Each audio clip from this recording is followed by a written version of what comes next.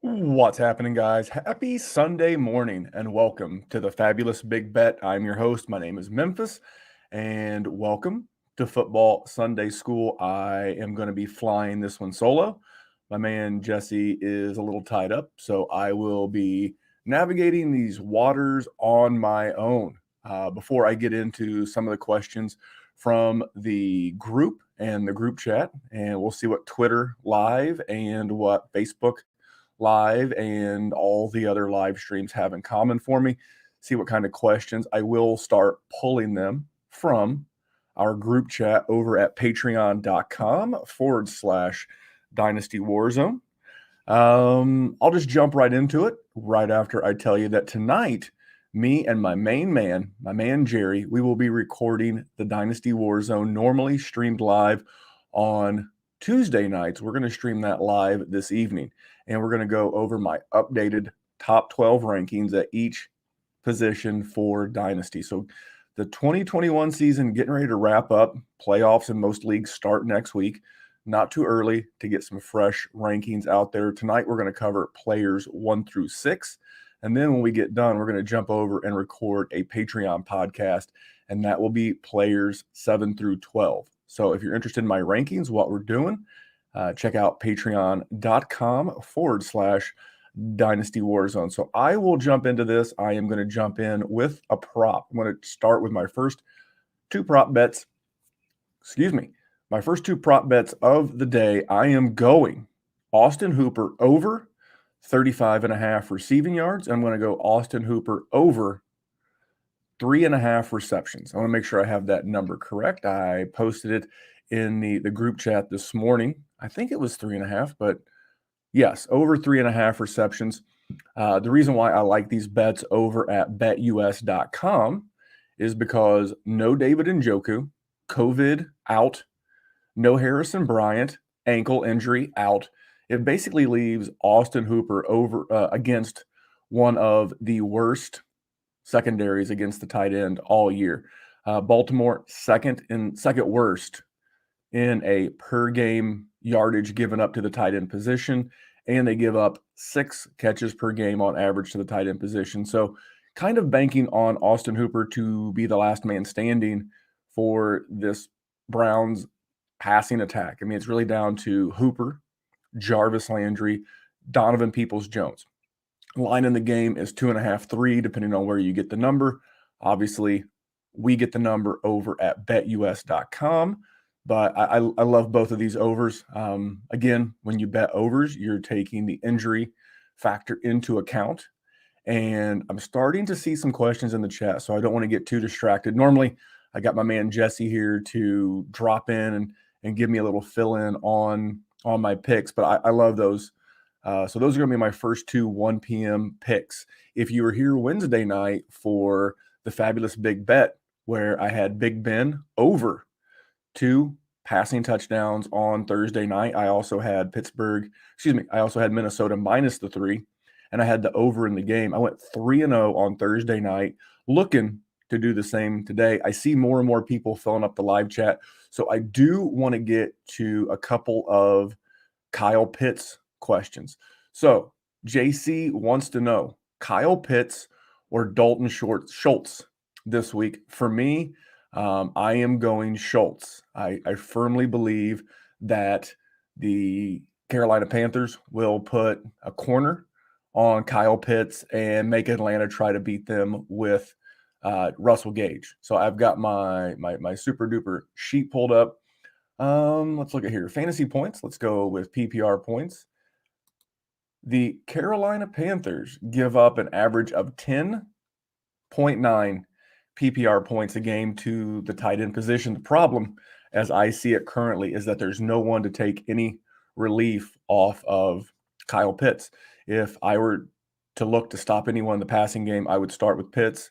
Then I would double back to Patterson, and then I would make a Russell Gage and Omalomade.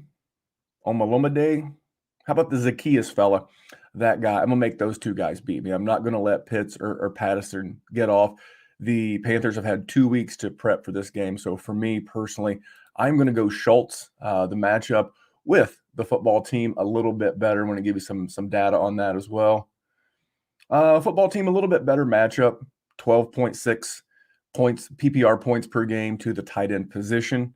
A lot of players to be involved in the passing game, but no Tony Pollard. More than likely, the official outs won't drop for about 12 more minutes. About 12 more minutes, and we'll see who's officially out. But I don't expect Tony Pollard to play. Got 3 screens working here. All right. Nathan Biega says, "Are we trusting Debo today?" Hard not to. I mean, I would love to know that you don't have to play Debo if you don't absolutely have to, but I think they're going to need him, and I'm going to fire him up over the likes of Amalama, Demanama, Nama, Nama, Nima, Nama, De Zacchaeus. I'm going to play him over those type of plays. Some really, really, really, really gross matchups out there today. So if Debo's active, I'm just going to hope that he can get me a touchdown or 2. One of the better games of the week. So I want to make sure that we're not playing Debo. Again, it would be roster dependent. If you have some better matchups, maybe. But with the Colts and the Eagles and the Dolphins and the Patriots, with those 4 teams on bye and all the injuries like Swift, like Elijah Moore, going to be hard to get away from some of these guys. So if Debo's active, I'm rolling Debo. Let's jump into some more questions here. And then Nathan followed up with a Michael Gallup or Jarvis Landry today. Full point. It's got to be Jarvis Landry.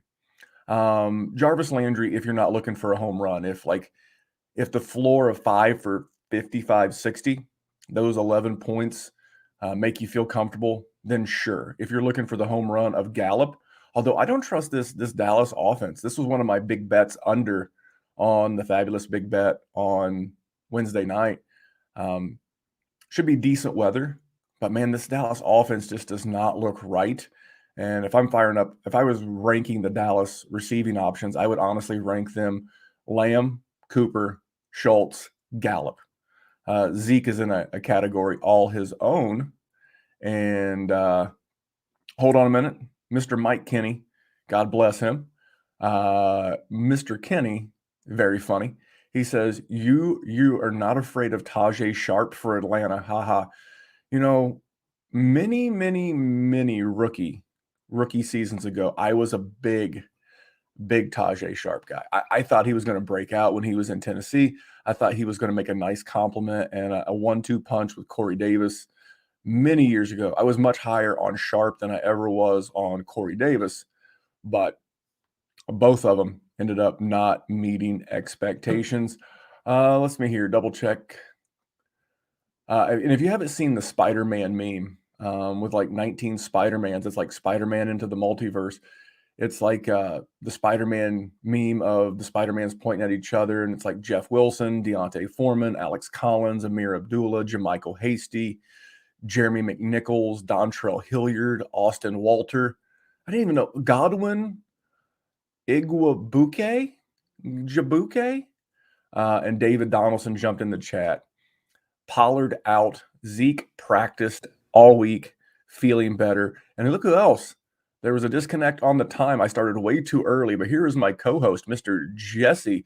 Jesse, what's up, dude? Hey, what's up, man? Sorry about that. No, man, ain't nothing but a thing. I was ready a little early, and we got lots of people in the chat. We were just talking about what a rough week it is with all these players out. Yeah. Luckily for me, I don't have a lot of in the middle, so I'm either in the playoffs, got my bye, or I'm out of the playoffs in most leagues. So I don't have to sweat Johnny Taylor. Although, if you do have a bye, and you're just sort of riding this week out, it's nice that Johnny Taylor's not out there, with the possibility of getting hurt for the playoffs. You know what I mean? Yeah, in a couple of my industry leagues, I feel like I'm stealing. So, I'm not even going to be a humble brag. I'm just going to brag. Nice. I'm your favorite Dynasty podcaster's favorite league mate. In all of my industry leagues right now, I'm in first. I've got my first place bye locked up, and I'm just literally waiting for week 16. Nice. So next week, and I'm going for the three-peat in the Trade Addict 7 League. Gonna go for not one, but two, but three straight championships. I've got Carson Wentz as my QB2, Jonathan Taylor as my RB1, of course. But the best part is I don't have to worry about week 15 when they play the New England Patriots. I can wait until week 16 when they play the Arizona Cardinals and what should be a very, very high scoring affair. So I love that. Yeah. That's the game of the week. So how are you navigating the injury news, the COVID news? Because it's only going to get worse. Yeah, I truly believe with Christmas, like before I let you jump in there, I mean, you think about it, we started to see a rash of like COVID pop up after Halloween. You know, people going to parties, people, you know, doing the whatever. Then you started seeing a little bit of a rash a couple of weeks ago after Thanksgiving. And I think you're going to see something very similar after Christmas. And that will be going into championship week. So that is going to be rough. So make sure, especially in your dynasty leagues, that where you have handcuffs, you know, this is where I would advocate, if you don't have a trade deadline, might be a reason to just keep it that way. You shouldn't have trade deadlines. But Jesse, how are you making it through the injury bipocalypse? It's like a horrible week for fantasy across the board. Well, in Dynasty, we have deep rosters on a lot of these teams, right? So it's like I always give people a hard time for drafting my backups. You know, draft your own backups. Go too deep on your handcuffs, right? And there's a team that I have Keenan Allen and Mike Williams. You know, on dynasty teams, sometimes it just works out that way. You know what I mean? I don't like starting two wide receivers from the same team, but if it's a good offense, it can be viable. Well, I also have Jalen Guyton on that team. Just because it's COVID. You know, I don't have him by accident. I have him because something like this week can happen. You know, and if I have my eggs all in one basket like that, well, I better have a backup for that basket.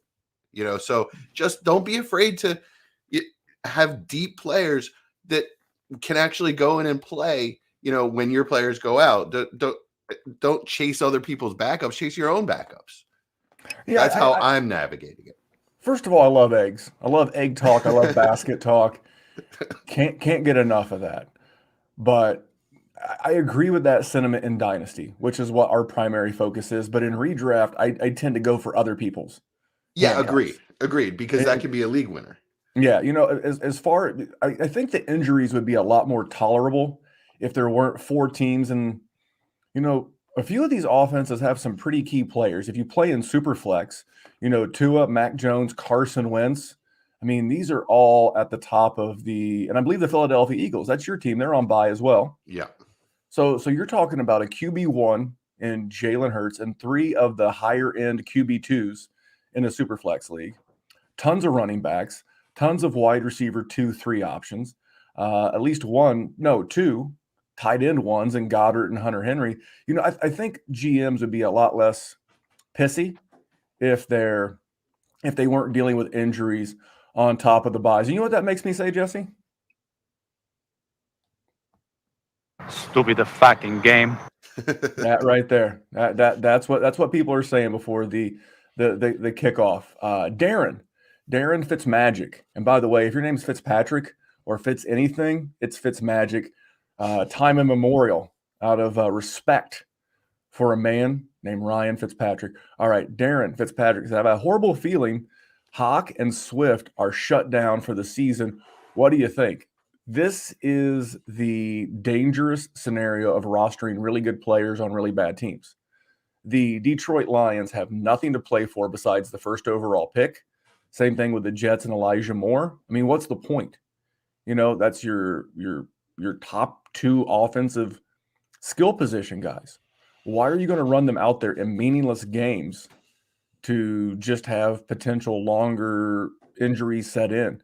So, yeah. Now, I don't want to put this evil on anybody, but let's say like a Nick Chubb, you know, gets nicked. Something like the same shoulder that Swift could have. You know, we saw Dalvin Cook play through it on Thursday night. I think if you're the team is like 5-7, 6, depends on which division or conference they're in. I could see where they might strap up, shoot up the shot, and the painkiller, and go out there and play. But yeah, I would have a horrible sense of fear that they're going to shut those guys down. What do you think about that, Jess? Yeah, same fear. So go get some Jamar Jefferson.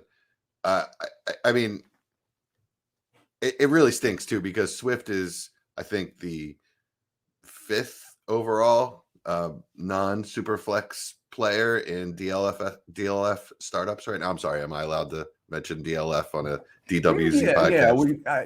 Here's the thing: we have our fans and we have our detractors, just like any other network.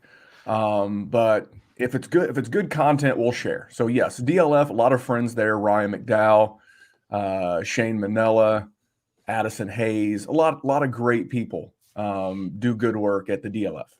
Cool. Yeah. So he's 5th in their startups right now. So, I mean, that's a hell of a player. So, I mean, if you have as much invested in DeAndre Swift, as if you have that much invested in him, then you should have Jamar Jefferson on your team already. You could have gotten him for a third 2 weeks ago. You should have already done that, right? That's like you mentioned Chubb and you mentioned Dalvin Cook, right? They both have high profile backups, but both of those backups have gotten hurt this year. Alexander Madison didn't miss any time, but there was a scare. He might have missed.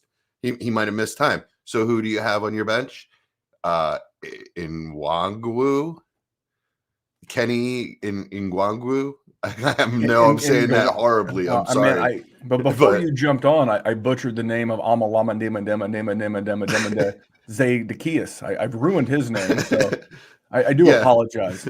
I'm not a linguistics master. Yeah, me neither. But he's a rookie. He showed some juice, and you should have him on your squad if you have Dalvin Cook. And with Chubb, man, if you have Chubb, I don't understand how you wouldn't have D'Ernest Johnson. You know what I mean? You had a chance to get him dirt cheap later in the season. Exactly. So actually, I when Chubb went down on my Chubb teams, when he went down, I already had D'Ernest Johnson because I did that in the offseason because it happened last year too. There was a scare. I don't think he got much run, but there was a scare and he almost did, right? And that's when I got him. And then the offseason, I was like, you know what? It doesn't hurt. It happens all the time. The top 2 running backs are down on a depth chart. The third guy comes in, and it's not a way, it's not a way to plan to win a championship, but it's a way to make sure that you score points in a week out of a position. There's nothing worse than taking a 0. I've got breaking news.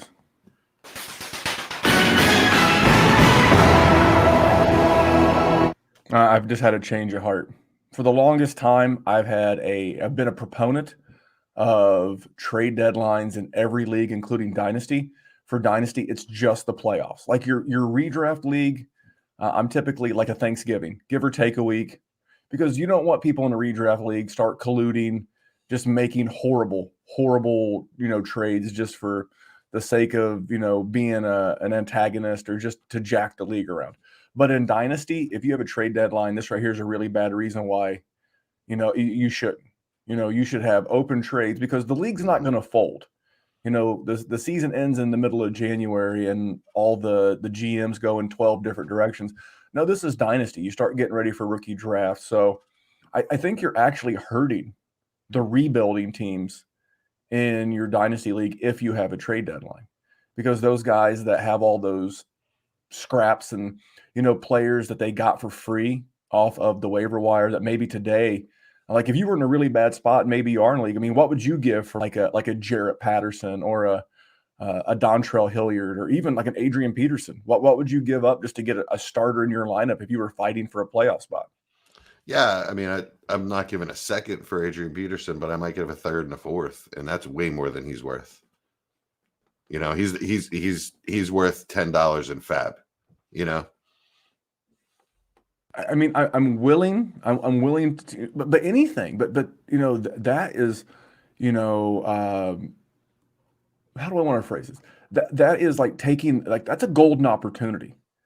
Maybe they could trade like a Melvin Gordon, a player that you probably couldn't get a third for last week, but you may get a second today. Desperate times call for desperate measures. Hey, before we start getting into some more questions, I wanted to know who else. I wanted to know who else they had at the 1 through 4 at DLF. It was Jonathan Taylor at 1, Justin Jefferson 2, Jamar Chase 3. Oh no, I'm sorry. Najee Harris was 2, Jamar Jefferson 3, and Jamar Chase 4.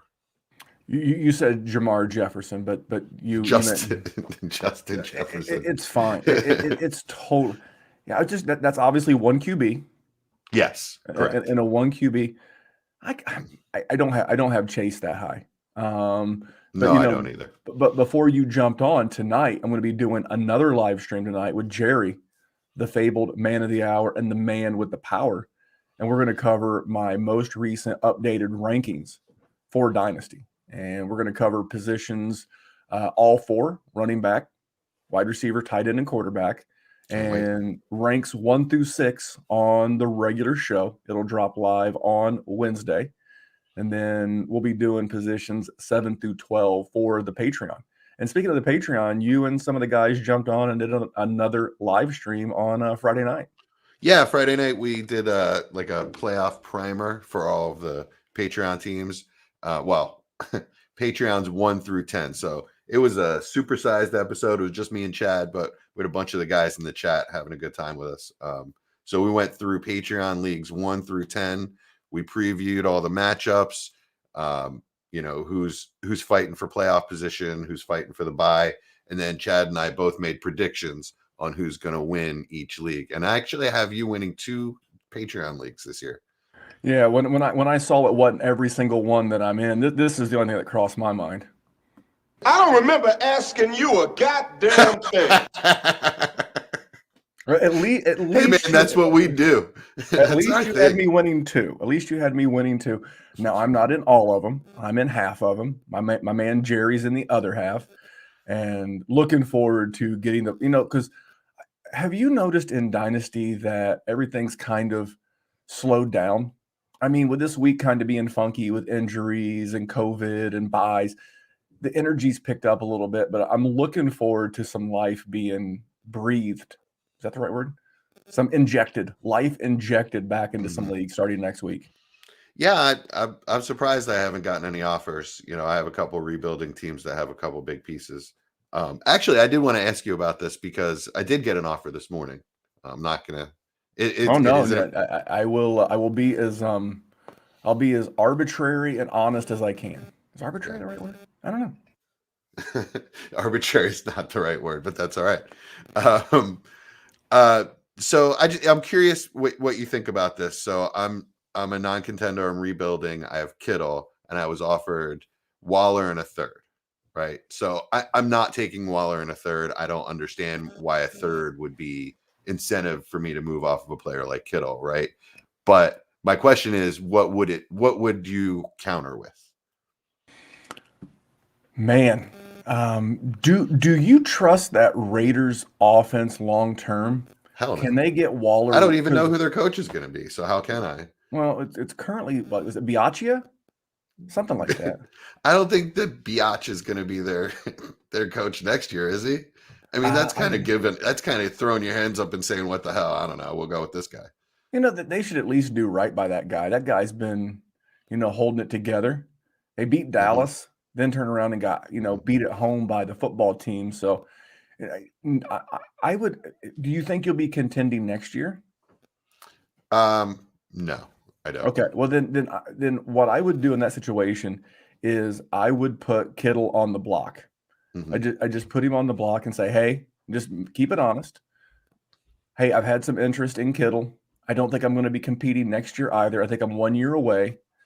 For those of you competing, I would be interested. I would rather have Mike Gesicki than Darren Waller, to be honest. If I could package up Kittle and is this tight end premium, I assume? Yeah. I would rather package up Kittle and a third and go after Gesicki in a first. I'm a big proponent of Mike Gesicki. He's going to be a free agent. That doesn't always work out. See Jonnu Smith and Hunter Henry. Hunter Henry's been fine. Little game script dependent. Going to be a big game for him next week, by the way. He plays the Colts, who are one of the worst teams in the league against the tight end. Ask me how I know, Rob Gronkowski. But anywho, I would much rather invest in a guy like Gesicki than Waller. I think Waller's 29, which isn't necessarily old for a tight end. But man, if I could move Kittle and a non-contender rebuilder's third for Gesicki and a first, like a contender's first, that's the move I'm more likely to make. Because really the gap between those picks, let's say you had the 302. Let's say you finished second to last in the league, get the 302, along with the 102 and the 202. And the person you're trading to, he has going to be somewhere between, or she has somewhere between the 109 and the 112. Okay?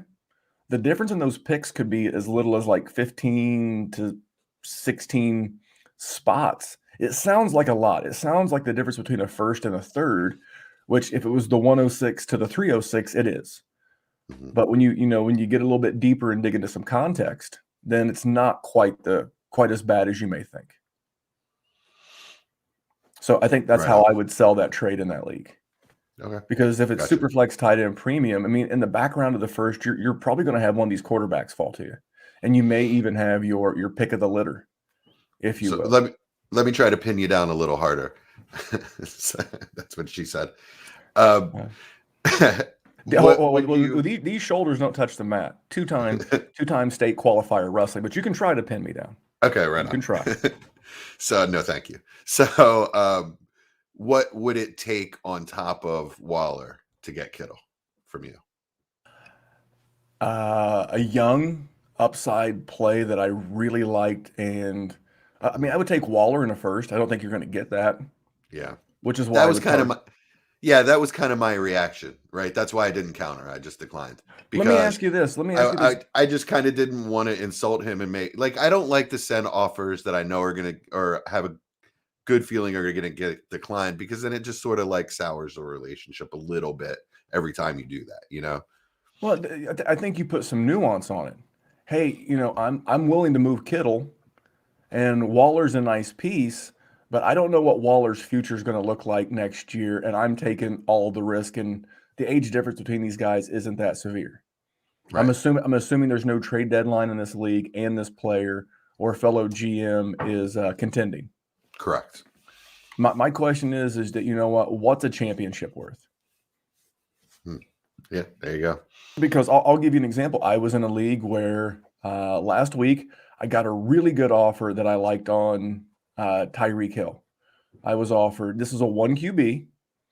I'm not saying a rebuild. I was doing okay, but I was so thin at running back in this league that when Kareem Hunt went down with the calf injury, believe it or not, that one running back being down, just literally I went from like 5-1 to like 5-5 in the matter of a month. It was really sad.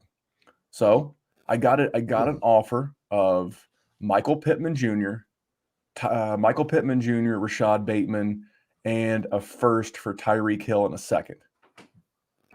I pushed the button. I totally pushed the button. I know it doesn't sound, but I got a couple of younger guys, and I got the first. And Tyreek's going to be 28 this offseason. And I have some more questions about the Kansas City offense than I did. I'm not the biggest Rashad Bateman guy, but I took the upside play. But then, the rest of the league took it similar. They were like, okay, I also have Stephon Diggs in this league. And now I'm getting bum offers. I'm like, I'm not taking any more wide receivers. I've taken the young wide receivers. Right. I've got all the young wide receivers I can ever start. So this is the kind of league where I'm trying to get Swift or Akers plus or Dobbins plus from a contender that maybe has that type. So those are the kind of moves I'm trying to make. Gotcha. And they were like, you got to give us the other GMs in this league. They're like, you got to give us a deal. You got to cut us a break. And I'm like, the deal's the deal. The price is the price. Right on. Either you want to win or you don't. I'm not going to throw Stephon. I don't feel like I threw Tyreek Hill away. I think I got a couple of young guys. You got some really good pieces. I mean, Michael Pittman definitely improved his value to at least a mid first at this point. I'm not going to spoil my rankings. You can get the video, but like the rankings, like the actual like spreadsheet at patreon.com/Dynasty Warzone, or tonight you can get Well, I guess I drop it on Mondays, but the Monday podcast will have more of my rankings. I'll talk about Pittman in there. He didn't make the he didn't make the wide receiver 1 range, but he did wind up higher than you would think. I got another question in the chat. Mike wants to know, Ricky Seals used to be the official tight end of the Dynasty Warzone. Ricky Seals Jones or the Island of Foster Moreau. What are your thoughts? I mean, I know Moreau had a down week, but I'm going to go with him. I know RSJ puts up points sometimes. I don't have a lot of confidence in that offense. I don't have a lot of confidence in the Raiders offense either, but I think Moreau's a good player, and I know they focus on that position. I don't know. It's kind of a toss up. I think I'm just sort of going with the player I like better. Yeah, I can dig that. I mean, I am going to go Foster Moreau for a couple of reasons. One, this is, to my knowledge, Ricky Seals-Jones' first game back from injury. We've seen a little bit more usage out of John Bates. I know Bates, maybe it's Jason Bates. I don't know. What's the guy Bates, the Bates Motel? Norman Bates. Thank you, Norman Bates. That was an A&E series based off the Hitchcock classic. I'm going to go the Island of Foster Moreau. The Kansas City Chiefs, going with DraftKings scoring, which is PPR. The Chiefs give up 15 points a game to the tight end position. So I'm going to steer toward Moreau. Do you now? In fairness, Dallas gives up 14 points a game. So, okay. But I'm going to lean Moreau. I was bringing up the schedule here. I just like Moreau, and I mean, I don't love David Carr, but I like him a little bit better than Heineken. Derek Carr, David. Did I just say David Carr? It happens. it happens way more than you think, or way more than you should. So we're now caught back up on questions. I do have another question. I posted this on Twitter on, I think, Saturday. Maybe it was Friday, but it could have been Saturday. And what are your thoughts on, does it make you nervous in a super flex when a defensive coordinator exposes your quarterback? Like the too high safety with Patrick Mahomes and sometimes Josh Allen, and then now the zero blitz with Lamar. Do those things make you nervous? Yeah, you think? I mean, you're talking to a Philly fan, so it happened to Vic. It will happen to Hurts. Unless you. I mean, I just feel like a lot of running quarterbacks like Lamar are sort of a little gimmicky, and I've been saying this since day one with Lamar that what's going to happen is teams are going to figure out how to stop him from running. He's going to counter, right? And Greg Roman is really creative with his run designs. What's going to happen next is he's going to get hurt, and he's going to want to stop running, and he's just not going to have the pocket skills, right? So I've always thought that the shelf life on Lamar is extremely limited. Ride it when you can, get the flash in the pan, and sell him before his 25th birthday. As a lot of people know from listening to the Dynasty Warzone, I'm a big gym guy. And one of my favorite gym personalities is a guy named Louis Simmons. He runs West Side Barbell in Columbus, Ohio, world famous strength center, for lack of a better term. And I follow Louis, and one of his coaching things says, everything works, but nothing works forever. And that's how I feel we're starting to see some of these offenses. And here's my thing about Lamar. The weapons have gotten healthier. They've gotten more players back. They've gotten Sammy Watkins back. They've gotten Bateman back. The running game, the running backs are still not great. But over their last 6 games, they've cracked 20 points one time. 17 against the Bengals. They got routed against the Bengals. They did score 34 against Minnesota, but then again, so does everybody else. The Miami Dolphins, which was really the game that, in my opinion, exposed some of this offense with the zero blitz and what, oh my goodness, I'm drawing a blank on their head coach, former New England Patriot assistant. But anyway, they scored 10 against Miami.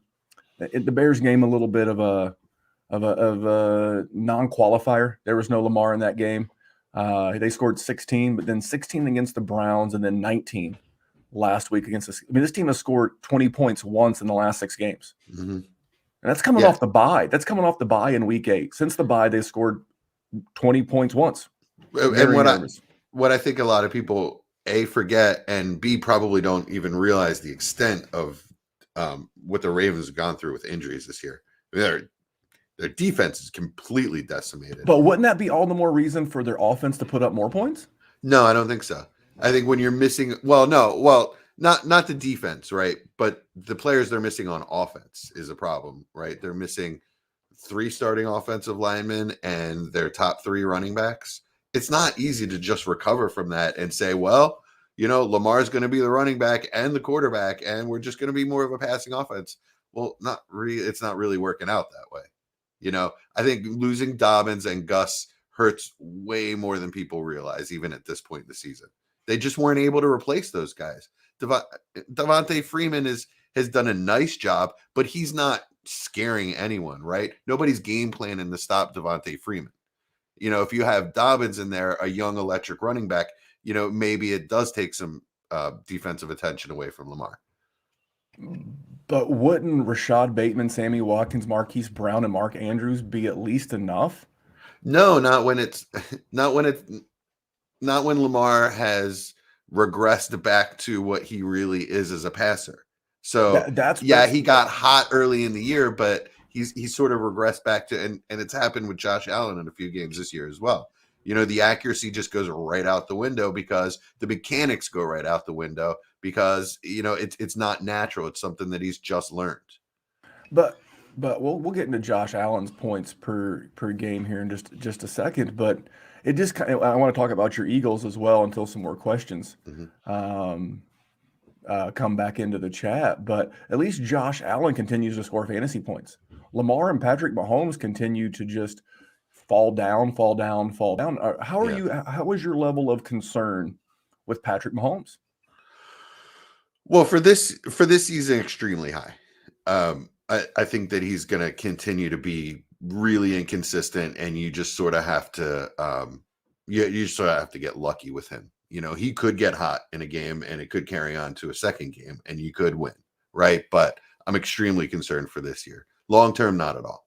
Long term, he's with Andy Reid. I know they're gonna replenish the weapons. He's gonna update the design in the offseason. One thing Andy Reid is not great at is game planning past his first 10 scripted plays. Right after that, making adjustments in game, really tough for Andy Reid. He needs an offseason to sort of like redesign that offense, and I believe he will.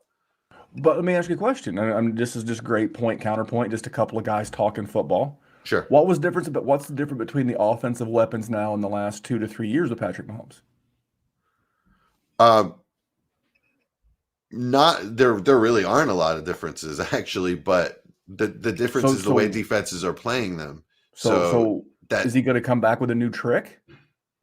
Well, no, what I'm saying is if you get a couple of players, what they're missing is like possession receivers, right? You've got Kelsey over the middle, but like their second and third wide receivers are just speed guys, are just guys that run outs and stops and comebacks, right? They don't have a guy that can get open at a phone booth. And if they had a Hunter Renfrow on this team, I think it would make a huge difference, or a Cole Beasley. I think that both of these situations are ones that I'm really nervous about because I think it took the league 3 years to figure both of them out, but they've been figured out. And now it's kind of like like tennis. The ball's in their court. What are they going to do this offseason? Because I do agree that if you look at Buffalo's record, which I believe is 7-6, because they're behind my Colts now for a playoff spot, little fist pump. And but Josh Allen's still the QB2 on the season. So he's followed up his QB1 overall season last year with a QB2. And he's only 4 points behind Tom Brady, who's yet to play this week. And he'll probably fall behind guys like Matthews. He'll be, by the time that the games are all over, he'll be the QB5. He's much more, his weapons lend themselves much more to that, right? Diggs is a guy that can get open. Diggs is a guy that can get separation, right? Where that's not really Tyreek Hill's game. Tyreek Hill's game is running by you. It's not short area separation, which is something that Diggs can do. I think the reason why I'm less concerned about Josh Allen of these three is that Josh Allen does a little bit of both of what both these guys do. That's The true diff- too. the difference is when the running game's not there for Josh Allen, it feels like he can get it done with his arm that day. And Man, when he can't get it done with his arm, he'll get it done with his legs that day. Patrick Mahomes can't do it with the legs. Yeah. Lamar's not doing it with the arm, which I think is what's saving Josh Allen from having me as nervous as the other two. Josh Allen makes throws that I don't think anybody else in the world can make. He makes throws that I've only seen like Peyton Manning and Elway make. That guy's got one of the strongest arms I've ever seen. He's a phenomenal. This is one of those things that makes me really nervous. Is that, like I said, now because in seasonal leagues you can make a different decision next year. I was burned by Mahomes this year. I'll go someone else. What's the long-term impact of this for Dynasty? Mike Kenny wants to know Juju or Godwin. Long term? Yeah, go ahead. It's not even close. Yeah, not. I mean, Godwin by a million, bajillion, fulfillion, whatever. Put a number on it. Godwin is Juju if he was good at football. That's Sorry, hurtful. Jerry. Sorry, Jerry. Jerry does love him some Juju Smith-Schuster. That is true. No, I moved Godwin way back up in my dynasty ranks, largely because now people will tell you, because they live in the past, they'll tell you that Devontae Adams will be the number one target in wide receiver free agency. But if I was a GM, I would much more covet Chris Godwin than I would Devontae Adams. Mm-hmm. I mean, Devontae Adams is going to be 26. I will give a little bit of this. He's back into he's definitely in my top 12. I don't remember his number, but I moved him way back up my ranks. You mean Godwin's going to be 26? Godwin. Juju's like 24, 25. Yeah, Juju's 25 now. Yeah. But Juju, I would love to see Juju land in a spot like Kansas City or like the Bears. The Bears is my favorite landing spot for Juju.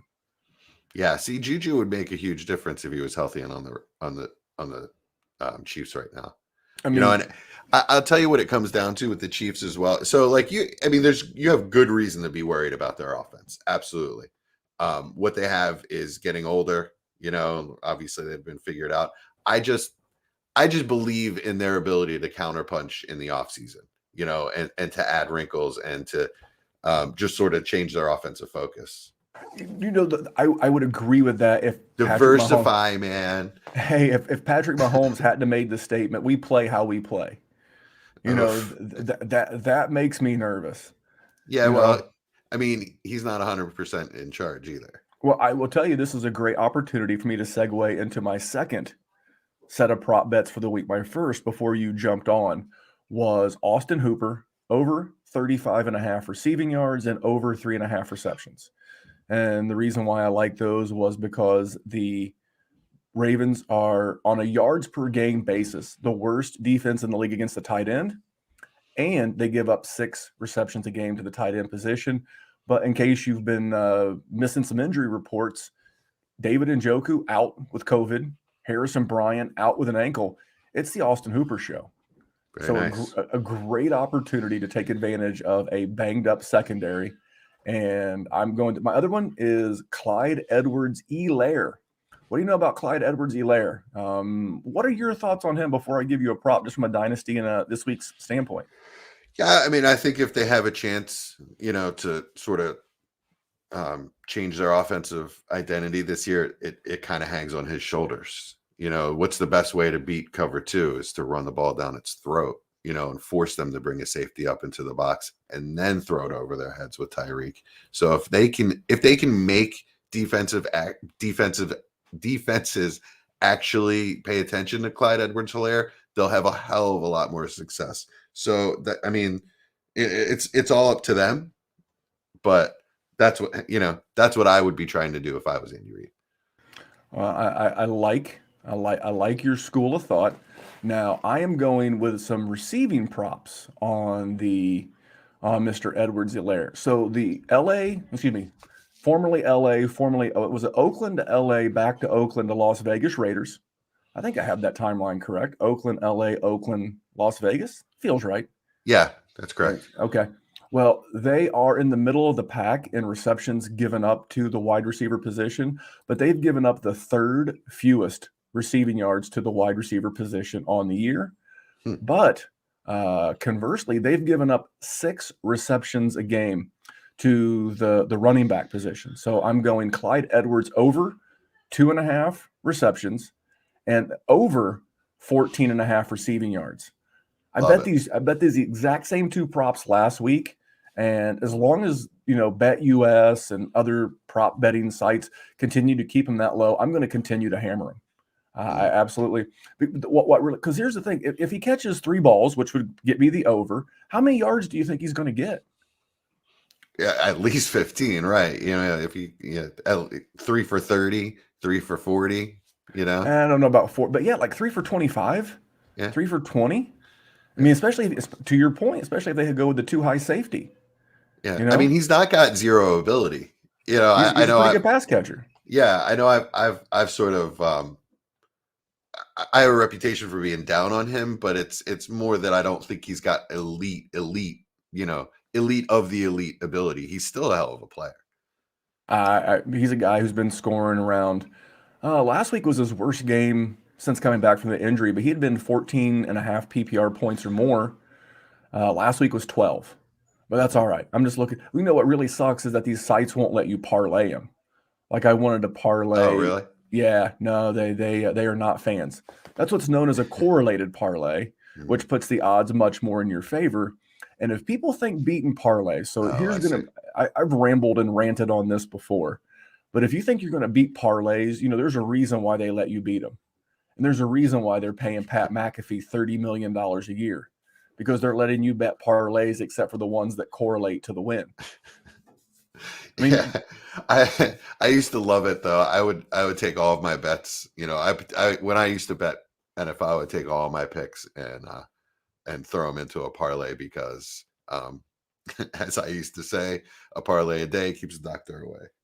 I just like throwing my money away.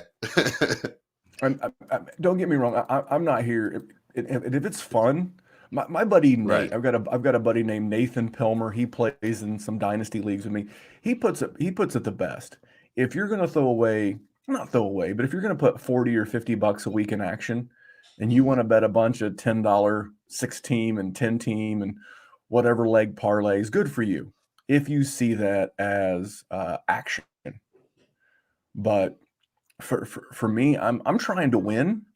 I'll never win at the tippy top of the market, but all these pictures and posts that you see of people sponsored by a DraftKings or an Underdog and all these pick'em challenges, how many losers are they not showing you? It's easy to show the winners, real easy to show the winners, but long term, yes, I know there are some people who have the bankroll and the discipline to maybe eke out a profit, 53% over the long term, that's fine. But when you're only giving out the casual information to the casual fan, you're kind of setting them up to fail. So I'm not a big parlay guy, and the parlays that I would want to do, they won't let me do because they're sons of bitches. But anyway, we've got a question. Want to know Darrell Williams or Austin Walter? Now, Austin Walter sounds like a guy I just hired to work for me, but I'm not sure. I've never heard of him before.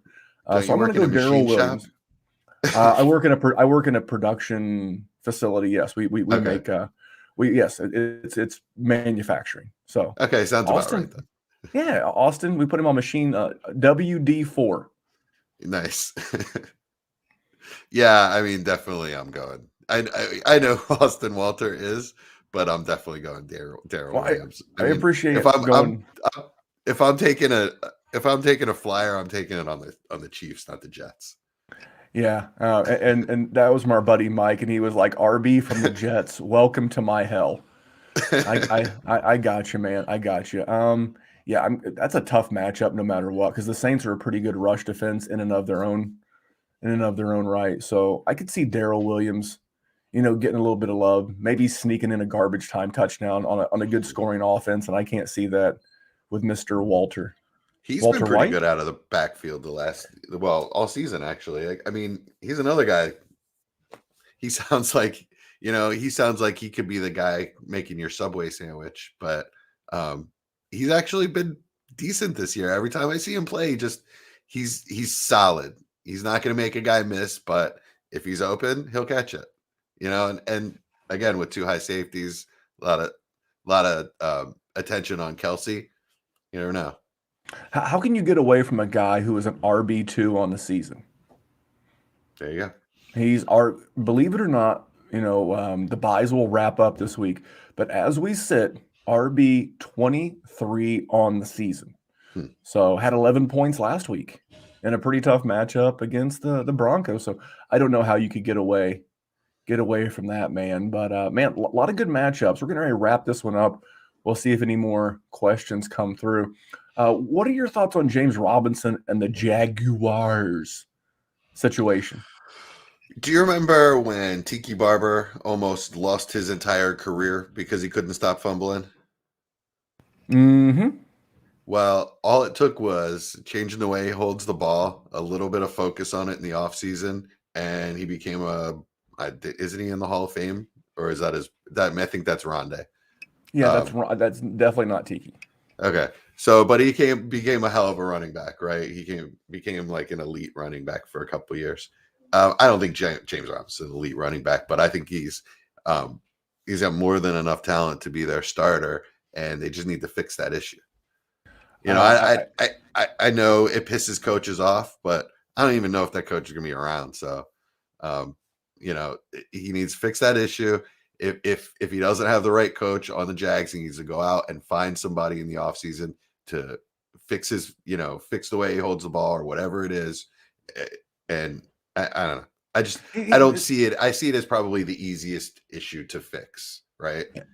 And here's the thing. Up until the last 2 games, he's had fumbles in back-to-back games.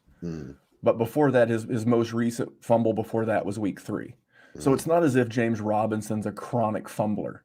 That's not real. And I love seeing that Trevor Lawrence went immediately to the coaches and bowed up for him and was like, Yeah. You've got to get him back. I mean, Urban Meyer, what a shit show in Jacksonville. Man, was I wrong about that? I mean, I really that's what sold me on Trevor. In these. I mean, I think everybody was going Trevor 101, but that's what really gave me high hopes. I was like, man, this Urban Meyer's this huge offensive mind, and he's going to pair up with this, all-time prospect at quarterback, and guy's a chump. This is one thing that I've always believed, and it's always gotten me heat from Dynasty Twitter, Devy Twitter, college fantasy football Twitter. I've always been of the mindset that the minute you get drafted and the minute you're on an NFL roster, whether you're a coach, whether what you did in college is no longer relevant. Yeah. It means bupkis at that point. It means jack and or shit. It's great. It's a great indicator from a, preseason standpoint, a dynasty standpoint. But at that point, the minute that you take off the college jersey, I care more about your physical metrics, where you land, who's coaching you, because I haven't seen anything about Urban Meyer's college success translate to the pro. At all. Not even. Whereas with Pete Carroll, it has. Right. But Nick Saban, it didn't. Right. Everything's situational dependent, and people don't want to hear that. And that's why I tend to. I mean, it's not that I have a lot of time to watch college football anyway, and it's not that I don't take it seriously, because I do. I think there's a lot of great tape. I think there's a lot of great analytics, but that doesn't matter anymore. People want to talk about where you went to school, and it doesn't matter. Right. Do you care now that Justin Herbert went to Oregon? No, I forgot. Do you care that Josh Allen? Do you care that Josh Allen went to Wyoming by way of a Northern California JUCO? Right. Pat Yeah, Mahomes, or A&M. Went to what, North Dakota State? Southwest Directional Panera Bread State, as Colin Cowherd would say. None of that matters anymore. Yeah. It helps. It certainly helps, but it doesn't matter. And that's the one thing I'm going to continue to press on as we get into rookie season with the DWZ.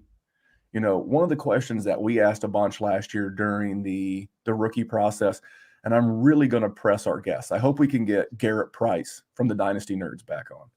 Hoping to get Nick Whalen back on. Our boy Shane Hallam back on. Angelo from Angelo FF Fantasy. Get him back on. Because the biggest thing that I'm going to ask pre and post draft is pre-draft, I'm going to ask, what is the best fit for this player's skills? And then I'm going to ask, after they're drafted, is this now a good fit for their skills? With the scheme this current coaching staff runs versus the scheme that you saw them produce in college, is this a match? Right on. And if it's not, it's like, we can love the talent, but it's hard to put a round peg in a square hole. Yeah, look at Jalen Reagor. It's a great example. Got drafted ahead of Justin Jefferson. Yeah. DK Metcalf. Because Jefferson was supposed to be slot only. DK Metcalf was only supposed to be able to run go routes. Well, you know what? Reagor can't really do anything. Yeah. Oh, this is a good segue. I wanted to bring this up before we go. This is a question that I heard on an Eagles podcast, Inside the Birds. I'll give those guys a shout out. Who would win in a race for mayor of Philadelphia? Jalen Reagor or Ben Simmons? Oh, you got to go Reagor. At least he's showing up. You know the answer was Ben Simmons. Really? They asked their audience, and the answer was Ben Simmons. Believe it or not, that's how much Reagor hate there is out there. Blue collar city like Philly. I guess I just see those folks respecting him. You know, bringing the lunch pail. At least he's showing up. He's not doing his job. You know what they call that in the mob? Ugly. What they call that in the mob? You know, it's not no show, no work. It's no work, but you have to show up and sit in a lawn chair. I'm an old Sopranos fan. Yeah. You know, Simmons is a no show, no work. Yeah, but well, that's true. But if you, first of all, it's the Eagles, so that the Eagles are like any other Philadelphia team times 1,000, right? So anything that happens with the Eagles is way, way more focused than any of the other Philly teams. Let me ask you a question as an Eagles fan real quick. Yeah. Didn't mean to cut you off. I apologize. No, that's fine. What are the odds that next week's game, when the Eagles come off bye, playing the Washington football team, formerly the Redskins, what are the odds if Jalen Hurts has another first half like he did last year in the final week of the regular season in 2020, if he's 7 for 20 for 70 yards and that team's losing by 10 or 14 at the half, what are the odds they pull him in favor of the mustached one?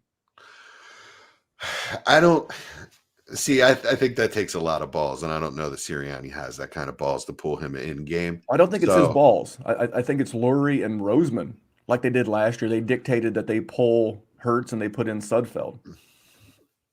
Well, Lurie's pushing for Hurts anyway. So right, I don't think it's gonna. I don't think it would come from up from up top because Lurie wants Hurts to be successful. So I don't think that they would do that. I think there's a really good chance that it could happen in the after the game. You know, like for the next week, for week 15. I really think that there's a really good chance it could be Gardner.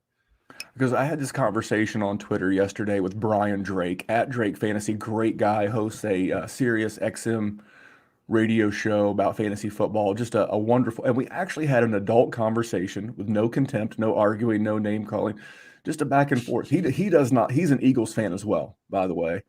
And I think Jeffrey Lurie's ego will not allow that team to not make the playoffs, because if the Eagles win out, they'll make a playoff spot, because I believe their schedule goes Washington, Dallas, Washington, New York, if I remember correctly. I know they play Washington twice in the next 3 games. Right. Yeah. No, you're right. Yeah, and they're all division games. And I know I'm maybe wish casting or creating my own narrative. I just see, after Gardner looked so good, I understand it was against the Jets, but I also understand how Philadelphia fans work. At least I think I do. You may have a different opinion. Okay.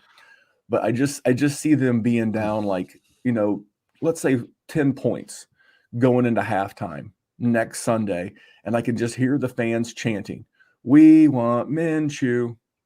We want the mustache. I just see the Philadelphia. I mean, they threw batteries, snowballs with batteries at them at Santa Claus. That didn't really happen, but go on. That's a urban legend. But is that a scenario that's far-fetched? Could you not see them being down 10 with a potential playoff spot on the line and seeing the Philly faithful turn on Jalen Hurts? Oh, I absolutely. The fans. I mean, there's no loyalty to that guy, so absolutely the fans will turn on him. I just don't see Sirianni doing it. I mean, I don't think it's his call. I believe that you risk losing that locker room entirely if you do that. You know, those guys respect the living hell out of Jalen Hurts. They like Gardner Minshew. He's a fun guy, but they respect Jalen Hurts. So don't diminish like how much that means in this situation.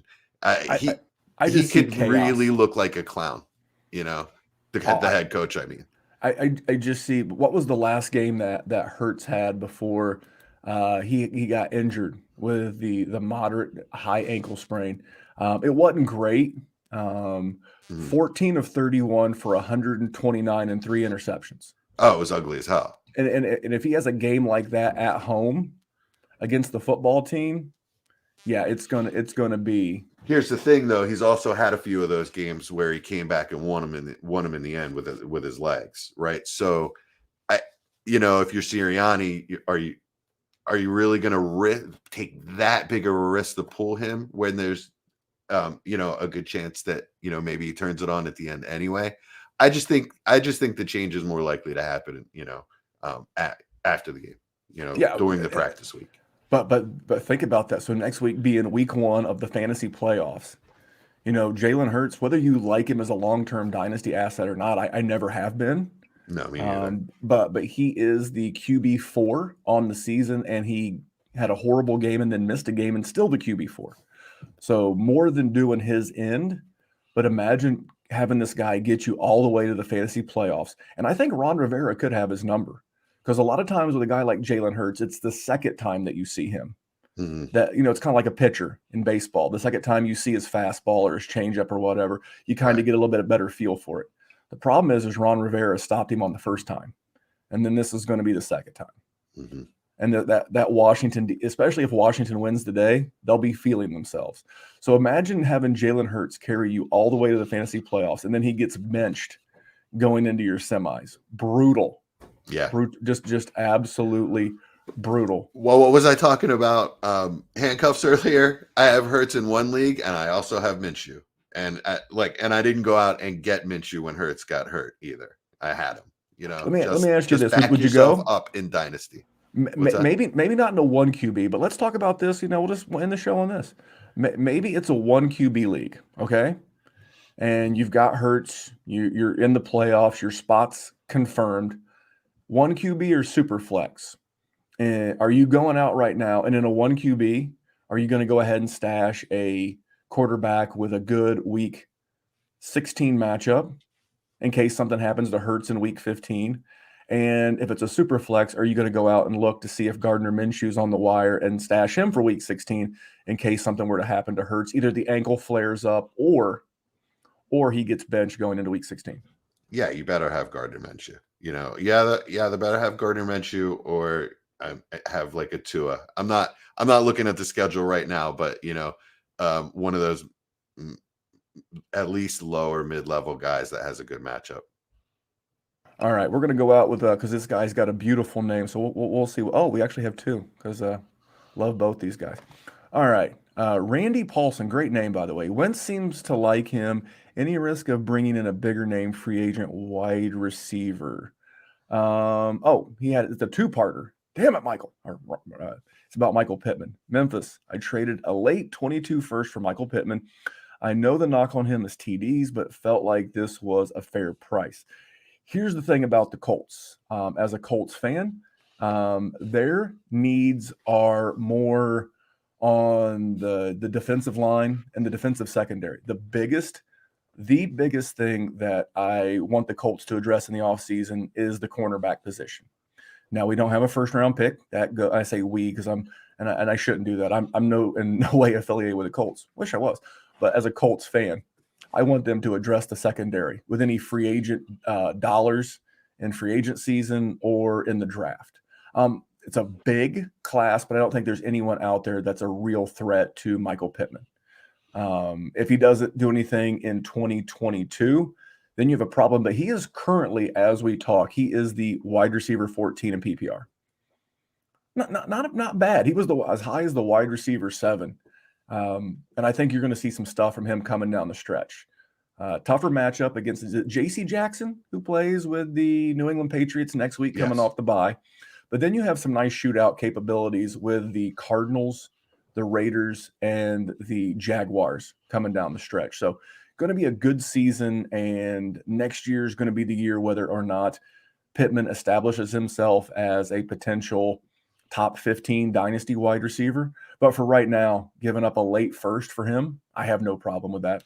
And there's no reason why, to his point about the knock on him being TDs, there's no reason why Michael Pittman can't score touchdowns. That's just that is a very variable thing from season to season. Look at Stephon Diggs, didn't score touchdowns early in his career. A lot of wide receivers don't score touchdowns one year, and will score 10 or 12 the next year, or 4 or 5 the next year. I mean, is that a knock on Julio? Would you rather not have Julio because he doesn't score touchdowns? It's such a touchdowns are probably the most variable thing in football, in fantasy football. So I wouldn't worry about that even a little bit. Well, as a Colts fan, I would love a Julio Jones type career arc for Michael Pittman. I just couldn't get enough of it. But part of that is that it's good. I hate the word, but it does apply here, is variance. Right now, Jonathan Taylor, I think he has 16 rushing and a 1 receiving touchdown or something like that. Two. So, this guy's got 18 total touchdowns on the season. Some of that's going to regress back to the mean. I think if next year, I think a lot of people could be disappointed if Jonathan Taylor only has like 12 touchdowns. Right. And I think Carson Wentz in year 2 in this offense could take a step. I mean, we all like to bust Carson Wentz's balls because he had a horrible down 2020, but he's the QB 11 right now. Mm-hmm. And, there'll be some guys that jump over him this week because he's on bye. But I think when the week's over, he's still going to be QB 15. That's a super high-end QB 2. And yeah, I mean, I hear you, man. You don't need a heart to put up statistics. And that's the whole thing, is just that I don't know.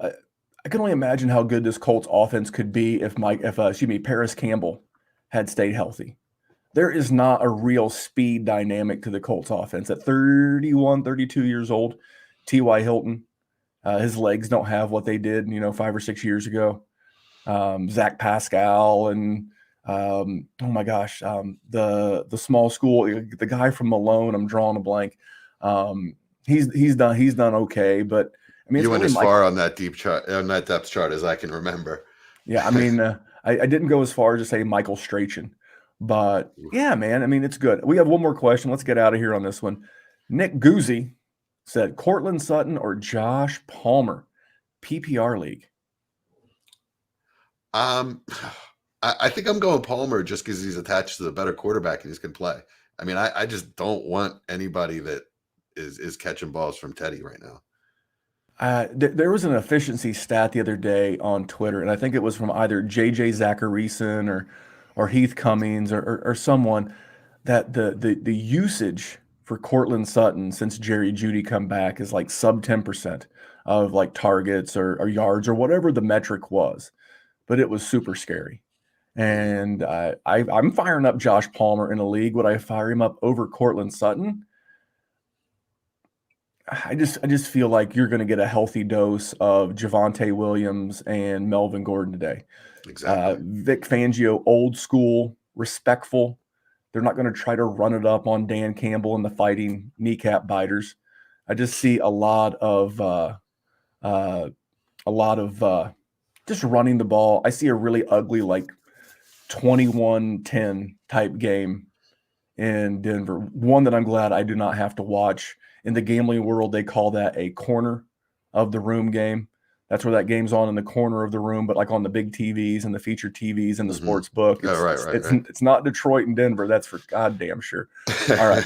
And our good friend David Donaldson in the chat said Doolin. Yeah, Ashton Doolin is the guy for the Colts. That's the speedster out of Malone. Never heard of him until he scored last week. You know, the guys over at Roto Underworld, some of those guys were big fans of him based on his, that's their whole shtick is the metrics profile. And that was, that he had good metrics coming out of small school Malone. But there you go, man. Another show in the books. Right on. I do want to cover my prop bets again. We're going Austin Hooper over his receiving yardage prop and his receptions prop, and same for Clyde Edwards-Elaire over the receptions and over the yardage. I also have not officially gotten down on this. I've got about 37 minutes to decide. I'm thinking about going Tyler Heineke over 15.5 rushing yards. Jesse, I want your opinion on that on the way out. Shoot, I took the schedule down. Who are the Redskins playing? The football team is playing the Dallas Cowboys. Haven't you seen all the hullabaloo about the Cowboys bringing their own benches? No. What is it? The Dallas Cowboys brought their own benches. I worked 70 hours this week. Sorry, man. What was it? The Dallas Cowboys brought their own benches to it's a damn good question. The reason why I like this one is that the Dallas Cowboys, they give up about 21 yards a game to the running quarterback. So, and that includes some zeros against guys like Tom Brady and Matt Ryan. So I think a guy like Heineke, who has shown the ability to get out and move around a little bit. I mean, even Derek Carr had 20 yards rushing against this Cowboys defense. So that would be my third prop. Okay. Yeah, I like it. The other two I love. The first two I love, and I might run out to the Horseshoe in Baltimore that just opened their sports book, their live sports. Well, then you better get on the road because you got about 35 minutes till kickoff. Man, I thank you for jumping on. I didn't know if you had something come up. Appreciate you jumping on with me. Yeah, and absolutely. We'll be back here at least four more Sundays. Yeah. What we have? What's this? 14. 14, so 15, and then so we have 15, 16, 17, 18. 17, 18. Oh, we're gonna do 18 just for the heck of it. I mean, why wouldn't we? People will still be gambling. Yeah, that's true. Yeah. All right. And just because it's fun. Well, hey, if you want to see more of what Jesse and the guys do over with Patreon for the people, and get used to this voice, get used to this name, if you listen to the Dynasty Warzone feed, Jesse and Michael and Chad are going to have some new goodness coming in the off season on the big feed, and I'm looking forward to hearing that because I love it when you guys get together and chop it up. Appreciate it. Yeah, it's going to be Friday nights, 9 p.m. Eastern. We go live. Friday Night Live. They'll be taking over the DFS spot because the DFS show won't be needed because there's no off-season DFS. So look forward to these guys. The focus of the content is TBD. We know, but you don't need to know just yet, but you will real soon because we're about 5-6 weeks away. Get past the playoffs. There's playoff DFS. Yeah, right on. Yeah, that actually, we'll see how bad a beating I take in the playoffs. We'll see how bad of a beating Jesse takes. Well, Jesse, I appreciate you jumping on, man. All right, thanks, Memphis. And until next time, remember, here at the DWZ Fantasy Football Network, we're just trying to make the world a better place for fantasy football. Thanks for tuning in, everybody.